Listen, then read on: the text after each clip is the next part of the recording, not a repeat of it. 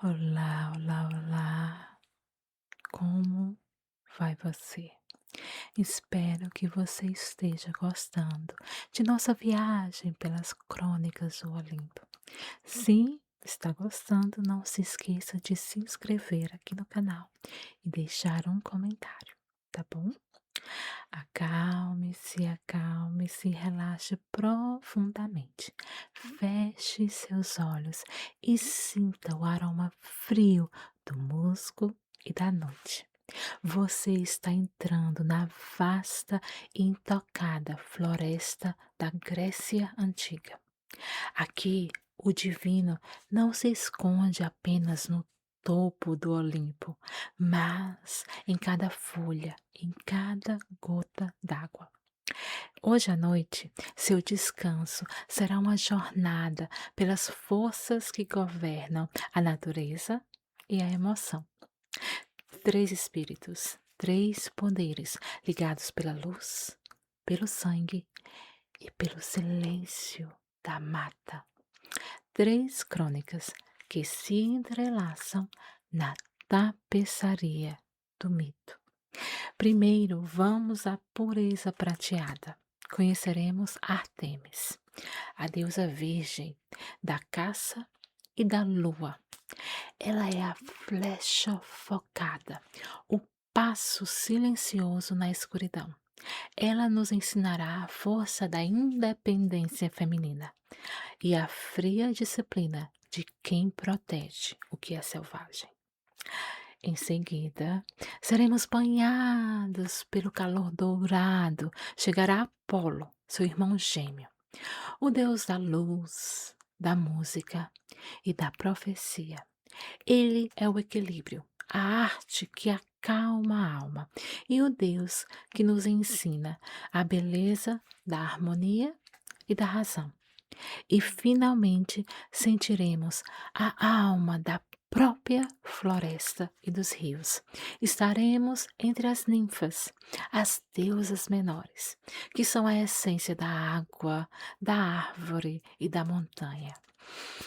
Elas são a presença constante da natureza, sussurrando segredos nas fontes e nos troncos.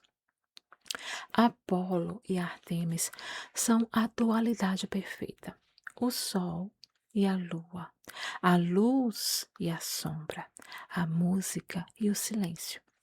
E as ninfas? Ah, elas são o cenário, o coro e muitas vezes vítimas e companheiras inseparáveis dos deuses. Artemis lidera seu séquito de ninfas caçadoras.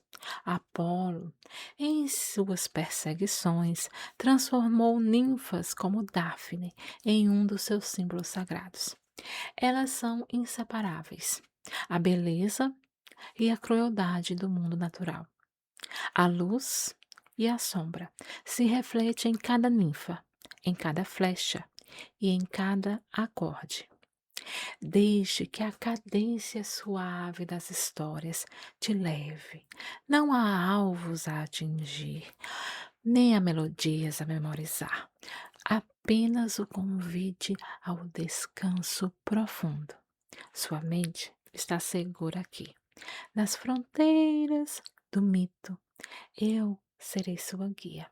Espero que você relaxe e aproveite essa jornada pelo mito e pelo tempo. Começaremos com a história de Ártemis, o silêncio da flecha e o coração selvagem. Respire o ar frio da floresta noturna. O que vamos ouvir agora é a história de Ártemis, a deusa virgem da caça, da lua e dos nascimentos. Ela é a liberdade em sua forma mais pura. Nossa crônica começa com a Fúria. Sua mãe, a Titane de Leto, estava grávida de Zeus e era impiedosamente caçada por Hera. Era a deusa do casamento. Proibiu que qualquer terra sob o sol a acolhesse para dar à luz. Leto vagou até encontrar a ilha flutuante de Delos, o único lugar que ousou recebê-la. Lá, com a dor agonizante, nasceu primeiro Ártemis. E assim que nasceu, a recém-nascida se levantou e ajudou a mãe a dar à luz a seu irmão gêmeo, Apolo. Ártemis foi a parteira do seu próprio irmão. Este ato forjou seu destino. Ela seria a protetora dos partos, a que alivia o sofrimento do nascimento, e a companheira inseparável do seu gêmeo, a luz. Quando criança, Ártemis não pediu brinquedos ou vestidos de seda. Ela foi ao colo de seu pai, Zeus, com seus pedidos claros e firmes. Ela não queria os adornos do Olimpo, mas sim as ferramentas de independência. Ela pediu um arco e flechas de prata, forjados pelos cíclopes, que brilhavam como a lua. Ela pediu a liberdade de vagar pelas montanhas, sem a obrigação de se casar. Ela pediu um coro de ninfas caçadoras e 60 oceânides para cuidar de seus cães. O pedido mais importante, o voto de castidade. Ártemis jurou permanecer virgem, intocada pela paixão e pelo domínio do casamento. Seu poder não residiria em um homem ou em um lar, mas em sua própria vontade. Zeus concedeu tudo. Ele a nomeou Senhora das Montanhas e das Florestas. E assim, Ártemis, a deusa da luz da lua, se separou do mundo das mulheres casadas para se tornar a guardiã de tudo que é selvagem. Ártemis e seu séquito de ninfas vagavam. Elas caçavam pela necessidade, não pelo esporte cruel. Elas protegiam os filhotes, os veados, os animais jovens, enquanto caçavam as feras que ameaçavam a ordem da floresta. Seu círculo de caçadoras era regido pela disciplina. O mesmo voto de pureza de Ártemis se aplicava às suas ninfas. A caçada era um rito sagrado, um treino constante de foco e determinação. Ártemis representa o poder feminino fora do matrimônio, o poder do foco e da autonomia. Ela é a flecha que atinge o alvo, um símbolo de propósito inabalável. Ártemis era gentil com os animais, mas implacável com a insolência. Seu castigo vinha de uma necessidade divina de proteger a sua privacidade e seu voto de castidade. A crônica nos leva a Actaeon, um nobre caçador. Ele vagava na floresta quando, por acidente, se deparou com a deusa. Ela e suas ninfas estavam se banhando na fonte sagrada. Actaeon viu a deusa nua, ousou fitar a beleza divina, que era proibido. Artemis, sem arco, sem flechas, não podia permitir que um mortal se vangloriasse de ter vê-la. Ela o transformou. Ela o transformou em um veado. O caçador se tornou a caça. E seus próprios cães, sem reconhecerem seu mestre, o perseguiam e o dilaceraram. O castigo de Artemis era sempre completo. A ofensa à pureza era paga com a perda da identidade. A deusa exigia reverência. O rei Agamenon, antes de partir para a guerra de Troia, cometeu uma ofensa grave. Ele matou um veado sagrado de Artemis e ousou se gabar. Artemis não me supera como caçadora. O mar ficou em calmaria total. Os navios gregos não podiam navegar. O exército estava preso. Artemis exigia o preço pela ubris, a arrogância mortal. O oráculo revelou o terrível resgate. Agamenon deveria sacrificar sua própria filha, Ifigênia, no altar da deusa. A dor do pai, o medo da filha, o preço da insolência era altíssimo. No momento final do sacrifício, as versões variam. Alguns dizem que Ifigênia foi morta. Outros que Artemis a substituiu por uma corça e a levou para se tornar sua sacerdotisa nas terras distantes. De qualquer forma, a lição foi dada. O poder da natureza não pode ser desafiado. Nossa crônica agora toca em um ponto de dor mútua, o sofrimento dos gêmeos, Artemis e Apolo. Eles se uniram para proteger sua mãe, Leto, de uma ameaça mortal. O gigante Títios, instigado por Hera, tentou atacar Leto. Os gêmeos divinos, usando seus arcos de prata e ouro, agiram em perfeita sincronia. Eles mataram o gigante, defendendo a honra de sua mãe. O vínculo entre eles era de luz e sombra, caça e música, mas sempre leal. Níobe e a arrogância materna. A rainha Níobe ousou se gabar de ter mais filhos que Leto, zombando da deusa. Leto, em sua dor, chamou seus filhos para se vingarem.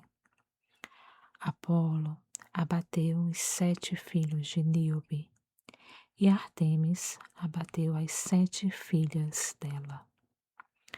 Foi uma matança silenciosa, flecha por flecha, em perfeita sintonia. A crueldade não era por prazer, mas pela defesa da honra divina. Níobe foi então transformada em pedra, condenada a chorar para sempre. Apesar de seu voto, Artemis não estava livre de sentimentos. O caçador Órion era seu companheiro frequente. Ele era o único homem que compartilhava de sua paixão pela caça e respeitava o seu domínio. Uma amizade que beirava o amor. Sua crônica com Orion é a mais trágica. As histórias variam, mas a essência é a mesma. O ciúme de Apolo ou a imprudência de Orion. O caçador se gabou de poder matar todos os animais da terra, desafiando a ordem da natureza. Apolo, sentindo-se ameaçado, enganou Ártemis. Ele desafiou-a a acertar um alvo distante no mar, um pequeníssimo ponto escuro. O ponto era a cabeça de Orion, que nadava ao longe.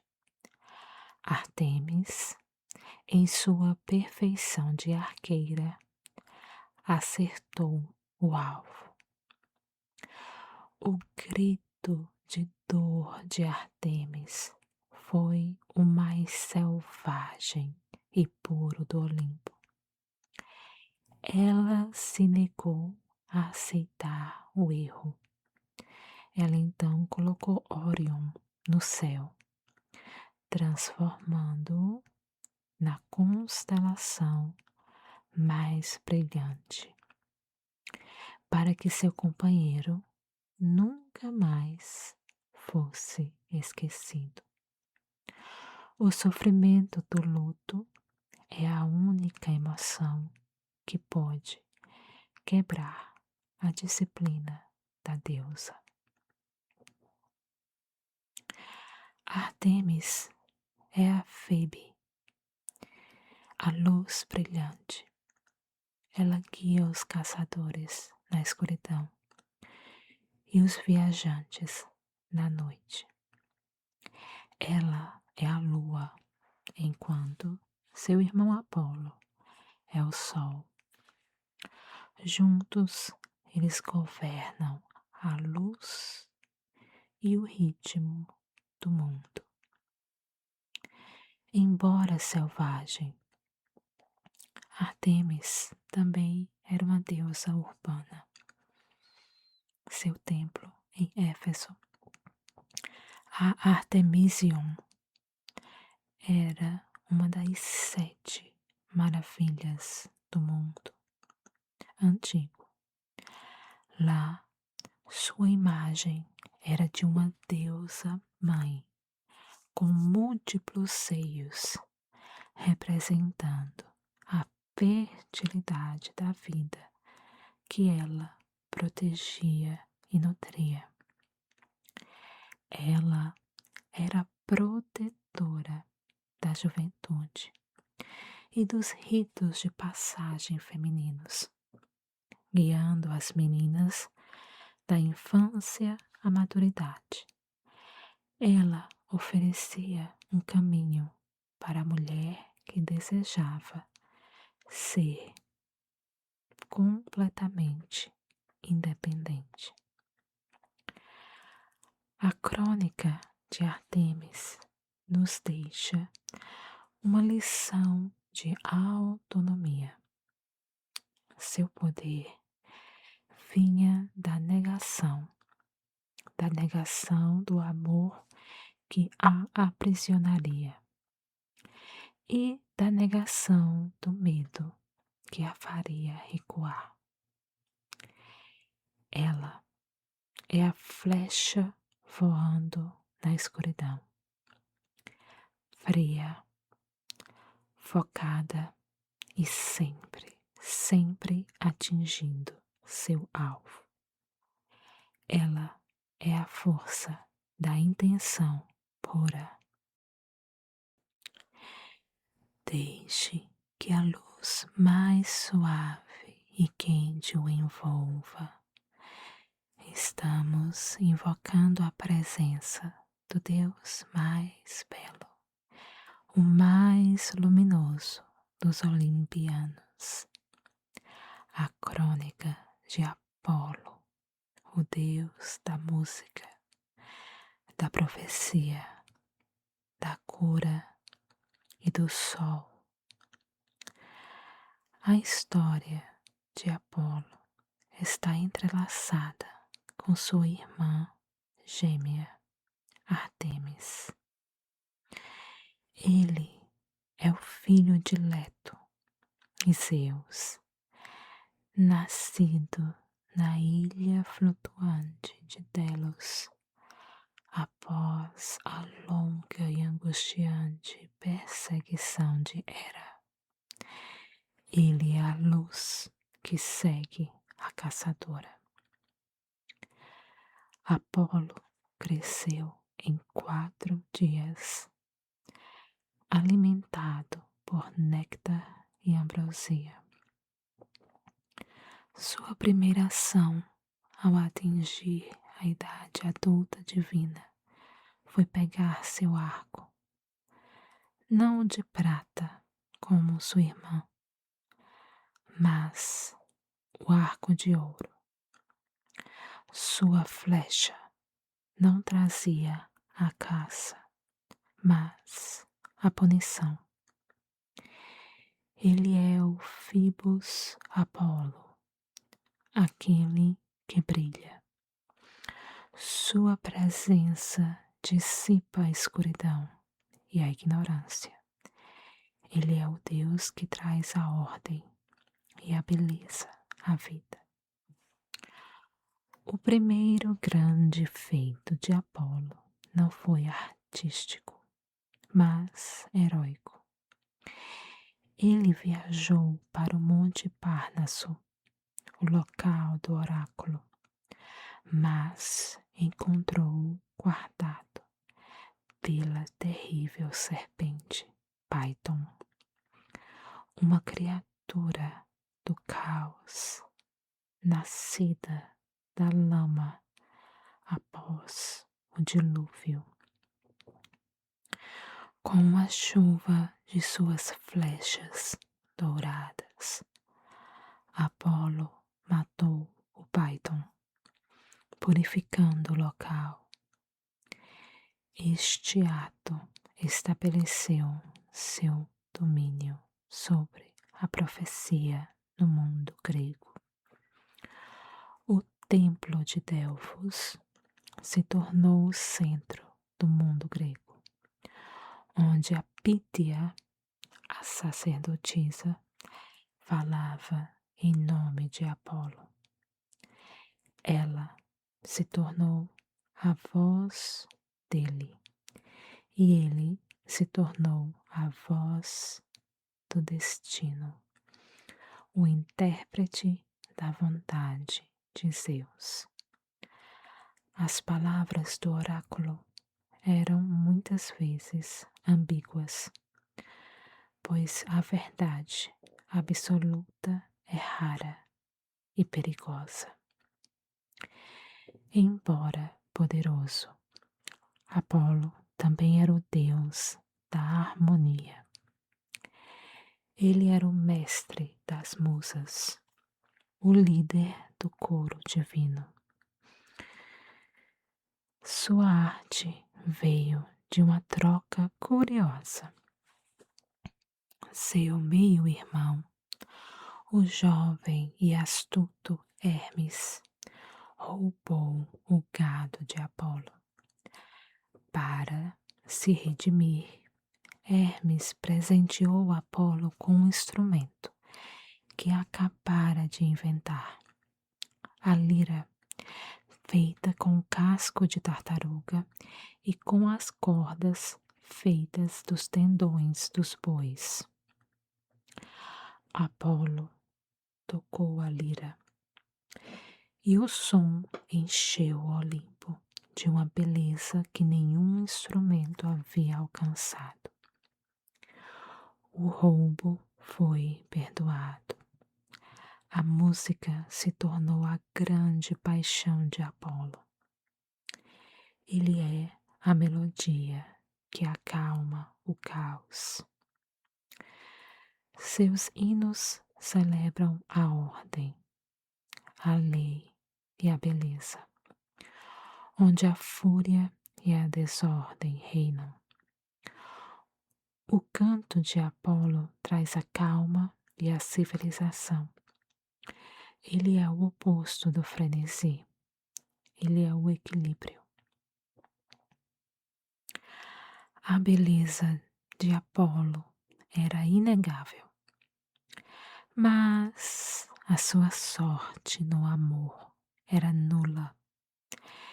Ele era o deus da flecha, mas foi ele quem se tornou o alvo.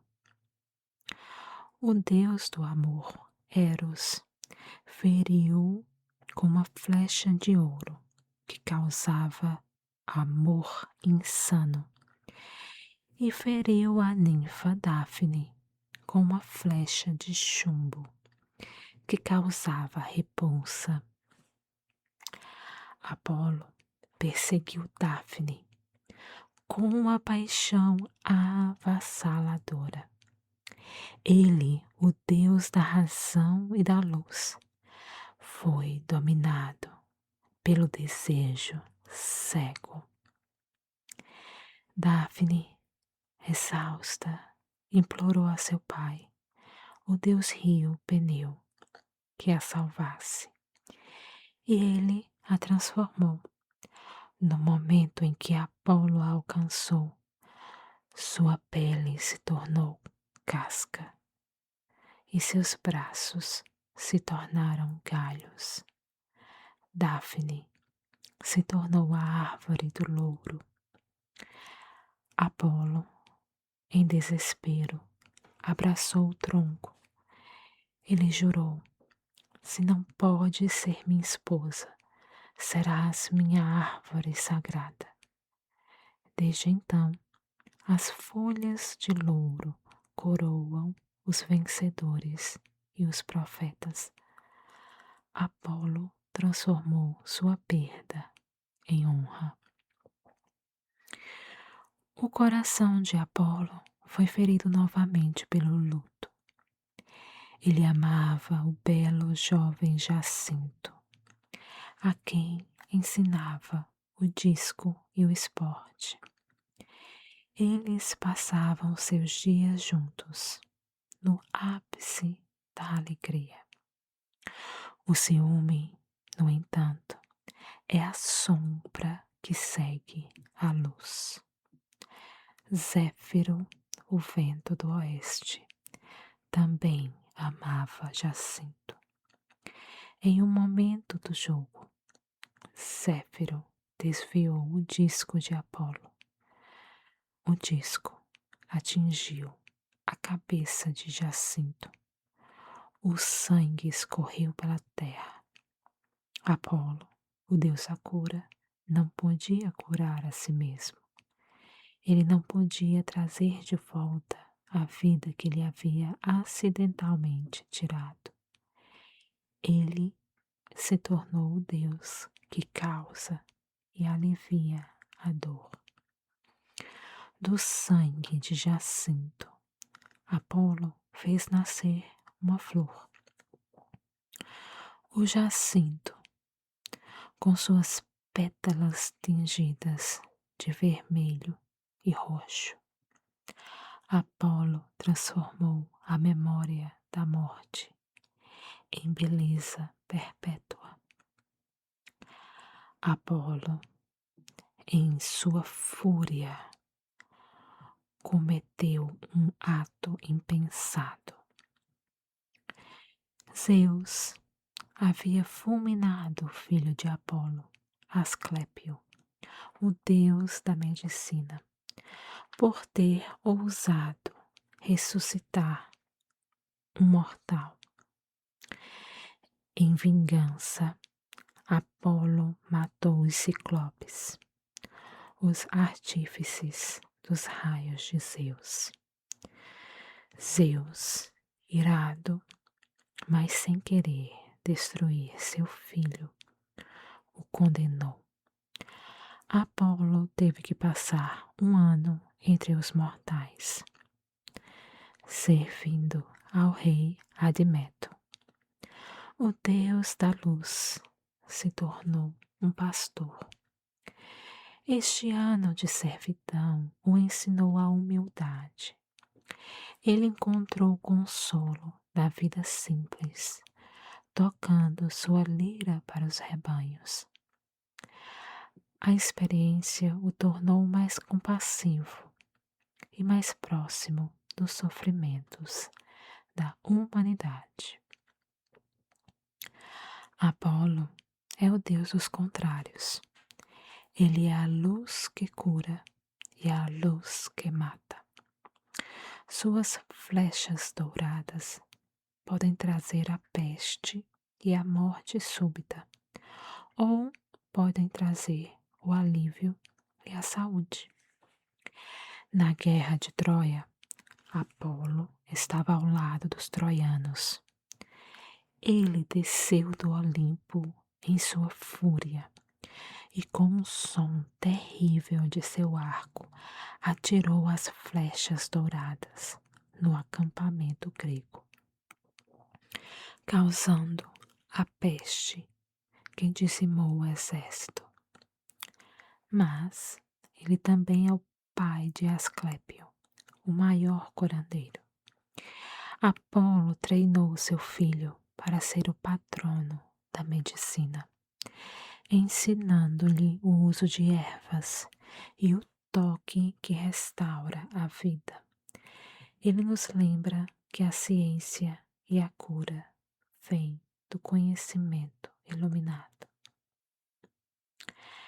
A vida de Apolo é uma luta constante entre a ordem e o caos. Ele enfrentou a selvageria em vários momentos. Ele disputou a música com o sátiro Márcias, que ousou desafiar a perfeição divina. Márcias tocava a flauta com paixão, mas a lira de Apolo era tocada com disciplina. Apolo venceu e, em um ato de crueldade que choca, esfolou Márcias vivo por sua presunção. A perfeição e a ordem exigem um preço terrível.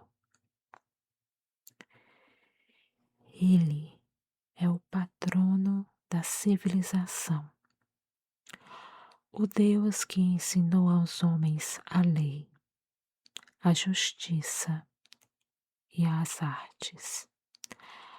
Apolo é a voz que diz: conhece-te a ti mesmo.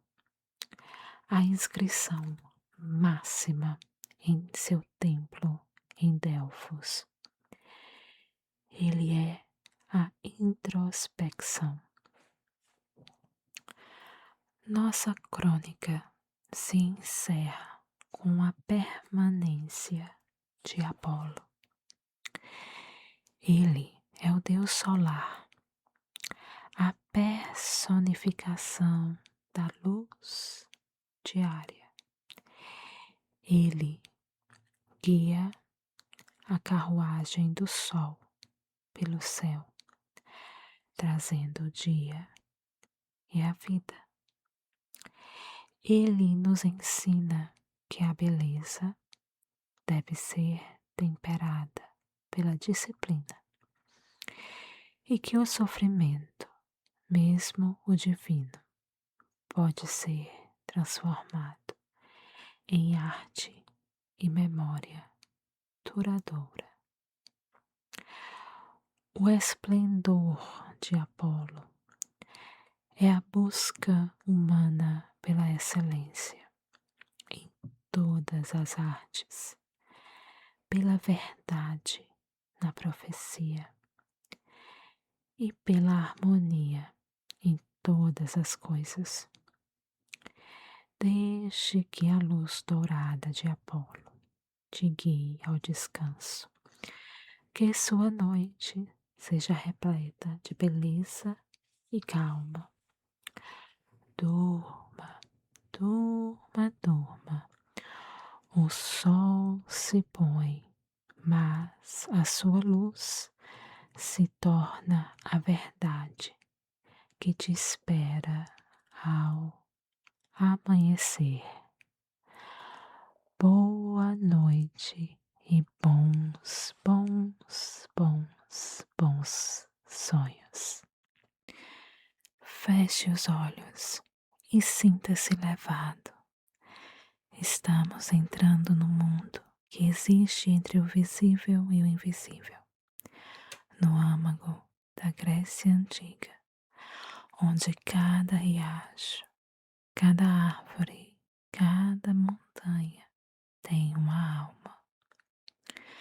O que vou lhes contar é a crônica das ninfas, as deusas menores da natureza.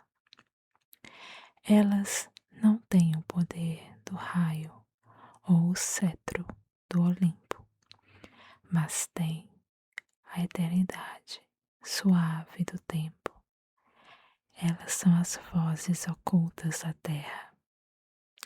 As ninfas nasceram do próprio sangue dos titãs, ou da união de deuses com os elementos.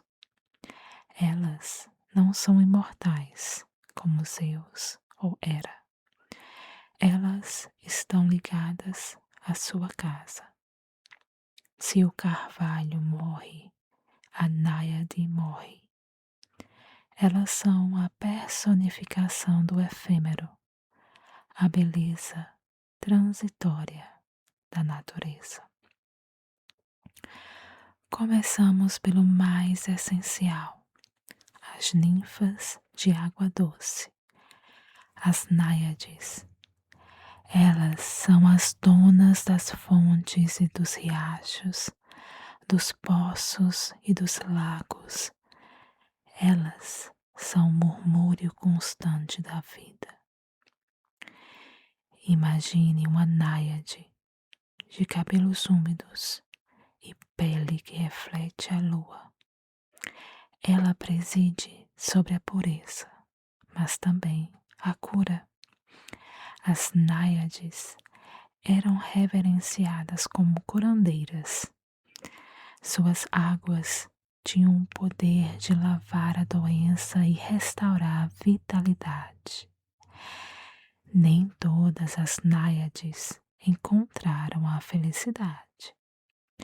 Conhecemos a história de Eco, uma náiade tagarela, punida por Hera por distraí-la enquanto Zeus flertava com as outras ninfas.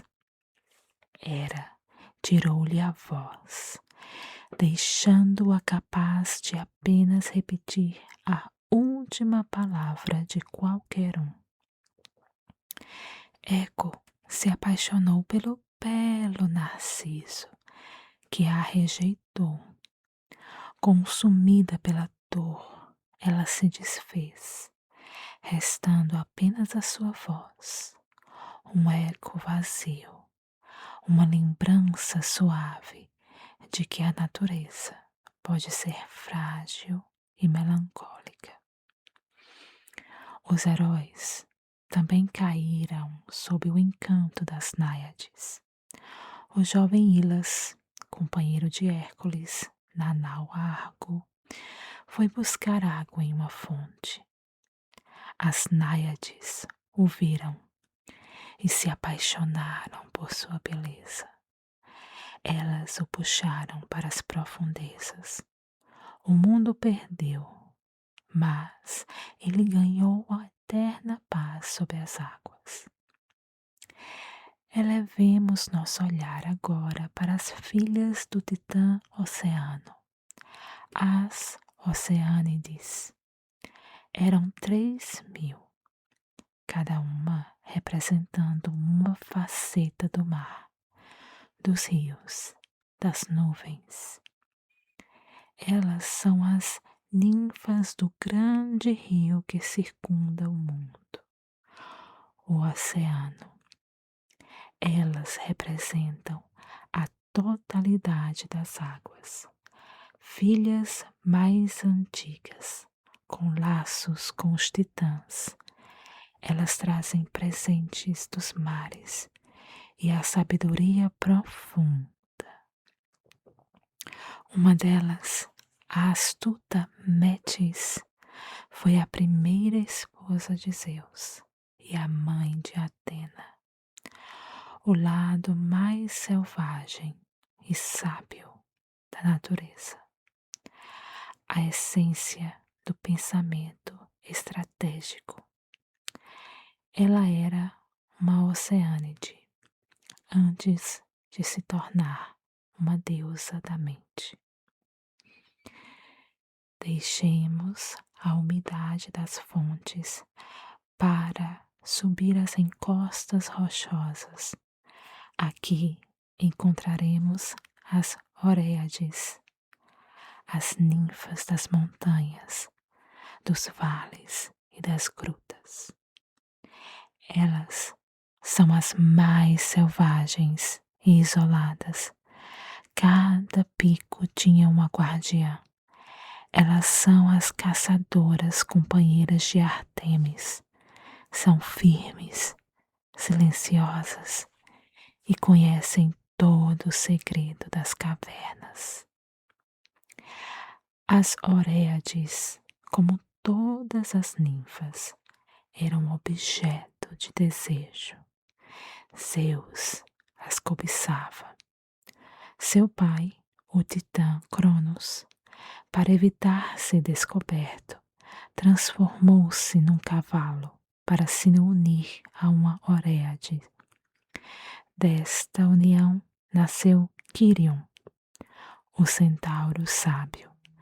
A natureza, em sua união, pode gerar a sabedoria e a monstruosidade.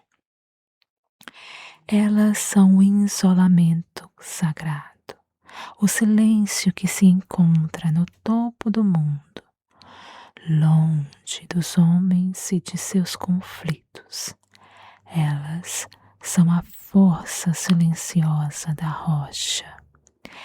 Descemos para as florestas, onde o ar é pesado com o musgo. Encontraremos as Dríades, as ninfas das árvores. Elas são a vida presa à madeira. Entre elas, as Hamadríades são as mais vulneráveis. Sua vida é a vida de sua árvore. Se a árvore é cortada, a Hamadríade morre. Cortar uma árvore era um sacrilégio, um assassinato. Existe a história de um carpinteiro que, sem saber, estava prestes a derrubar o carvalho de uma Hamadríade. A ninfa implorou, chorou, ofereceu tesouros. O carpinteiro, cego pela ganância, ignorou. Ele cortou. A ninfa morreu. Mas a vingança veio através dos deuses, que destruíram a casa e a família do lenhador. As Dríades são um lembrete de que a natureza tem seu próprio tempo e sua própria alma. Honre a árvore e a ninfa te protegerá. Destrua e você quebra um pacto. Nossa viagem se expande agora para os limites e os campos. As ninfas estão em todas as partes. As Leimônides nos prados e nas flores. As Napaae nos vales arborizados e desfiladeiros. Elas são a fertilidade do mundo, a beleza que irrompe na primavera. Elas nutrem as crianças e guiam os rebanhos. Seus sorrisos são a alegria do tempo da colheita.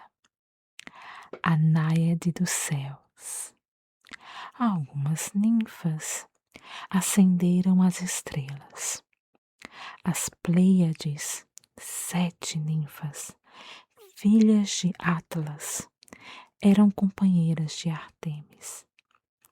Perseguidas pelo caçador Órion, foram transformadas em um aglomerado de estrelas para escapar. Elas são a poesia do céu, a lembrança que a beleza da terra pode ser imortalizada no firmamento. As ninfas são o elo entre os mortais e os grandes deuses. Elas amam, sofrem, morrem e são imortalizadas. Elas são o espectro completo da vida. A lenda de ser levado pelas ninfas ou ninfolepsia era comum na Grécia. Isso significava ser capturado pela beleza súbita do elemento natural, ou ser acometido por uma doença de paixão ou loucura. Se você bebesse de uma fonte de uma náiade e não a honrasse, você poderia ser atingido pela loucura. Se você visse uma Oreade nua no crepúsculo, você poderia ser levado para sempre para as profundezas da montanha. Elas são a natureza intocada e sua visão não é para os olhos comuns. A morte de uma ninfa não era violenta. Era o murchar de uma flor, o secar de uma fonte, uma dissolução suave de volta ao elemento que lhe deu a vida. É o ciclo silencioso da existência. Nossa crônica sobre as ninfas se encerra, mas elas não vão a lugar nenhum. Elas estão na água que você bebe, no vento que te acalma, na árvore que te dá sombra. Segundo os gregos, elas são a presença eterna do divino no mundo simples. Ouça o vento, é o murmúrio delas. Sinta o frescor, é o toque.